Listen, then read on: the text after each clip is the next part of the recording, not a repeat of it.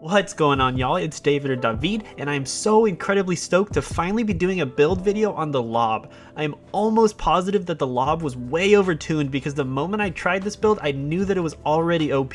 If you can one-shot hardened tinks on Mayhem 4 difficulty, then the gun itself is already pretty damn good. So just like all my build videos, I will briefly go over the skill tree and the important parts here, as well as cover some alternative skills that you can spec into.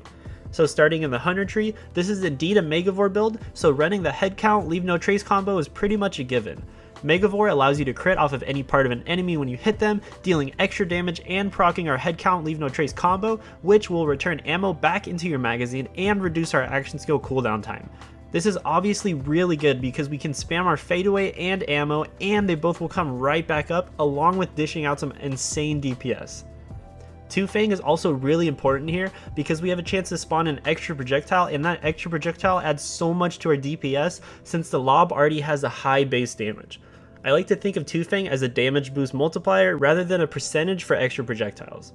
If you watch my videos, then you know that Galactic Shadow is one of my favorite skills in the entire game. It's so strong for a single point, not only giving you 15% bonus crit damage, but also giving you the incredible ability to not be targeted by enemies. This ability alone gives you essentially an insane amount of tankiness because you can survive for so much longer. Definitely a great ability for solo content. Also, while you're here, make sure to grab the Spider Ant Scorcher as your pet because she gives you a great boost to elemental damage as well as bonus HP regen.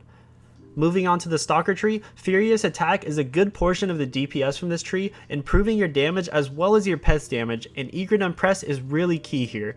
Because this is a fadeaway build, and having fadeaway back off of cooldown as quickly as possible not only massively improves your DPS, but it also helps you keep alive and out of harmful situations. Turntail and Run is pretty staple in all of my builds that go into the Stalker tree. It gives you 4 really important stat bonuses that you can choose to switch off from really easily during combat.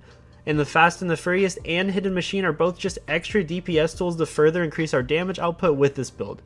While you're here, make sure to activate Fadeaway with your action skill and use the Not My Circus augment as well as the Unblinking Eye augment. Not My Circus is a large tool for surviving as Flak, but it'll also allows you to proc Hidden Machine a ton easier for the damage bonus. Lastly, your remaining 3 points can go into the Master Tree and the Persistence Hunter, because for 3 cheap points you can get a good gun damage boost, but also a huge action skill duration boost. This duration boost allows you so much time during fadeaway. You can use it to go like revive your pet, you can use it to reload, or just like move around the map until you're in a good position to start firing away again. Okay, so for the gear, my main gun is obviously the lob, specifically a corrosive lob with 100% weapon damage ASE.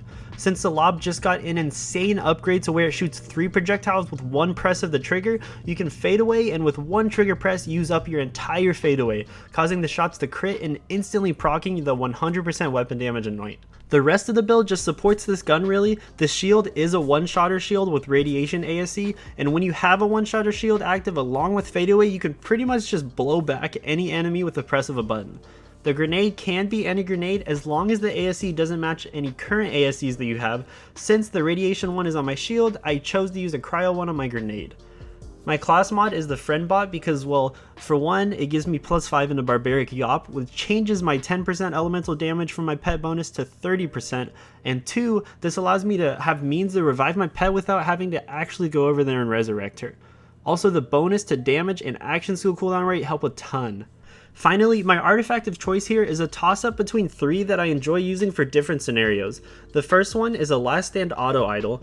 A Last Stand anything is just great for soloing things to give yourself a good cushion to prevent going down, and auto idols help heal your health back way quicker. The second one is a Snowdrift because the extra mobility can save your booty if fadeaway is on cooldown, and the third one is actually a Banjo artifact because I just love using this thing and the extra DPS from the lightning arcs can help a good amount.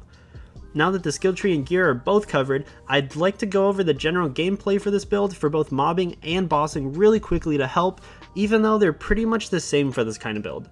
For mobbing, you pretty much just want to fade away and find the highest HP target that you're going to burst down. If you have to, make sure to sit and fade away just a little while longer to recharge your one-shotter shield before you shoot. Then when you shoot, make sure you're sure that you're going to hit the enemy because the lob shoots very slow and does not go very far. Although don't get too close to the target where the projectile will impact them and hit you, because if you can one-shot an enemy, then you sure as hell can one-shot yourself. With Eager to Impress, along with the Megavore head count combo, you should be able to have fadeaway backup rather quickly to rinse and repeat the combo. Just pick off the most problematic targets with your fadeaway shots and save the smaller guys for easy targets in case you go down. For bossing, the playstyle is a little different. First, make sure that the boss isn't one that is too far for you to shoot, such as Grave Ward, and make sure that it isn't one that jumps around too much because your projectiles will be very hard to hit with the lob. You really just want to fade away and use all of your ammo as quickly as possible on the crit spots and try to burn down the boss in your first clip to save time and prevent the boss from retaliating. Bossing is actually a ton easier with this build and a lot more straightforward than mobbing because it's just so general. And that, my friends, is going to do it for my signature Spitfire flak build for solo Mayhem 4 content. If you liked the video, please make sure to rack attack that thumbs up button for me to show your support because you know that I love and appreciate all of you that do so. If you would like to chat with me on a daily basis and talk to my community and friends and share items and such, head on over to my Discord server where we all welcome you with open arms. If you have anything that you want to say, make sure to drop me a comment below because I'm really good at replying to every comment across all of my videos. And while you're there, gamma burst that subscribe button and notification bell to stay up to date on all of my content. I will be letting the rest of my run play through with some nice music in case you are wanting to watch, but that is it for me. Thank you all so much for watching till the end, and I'll catch you all in the next video. See ya!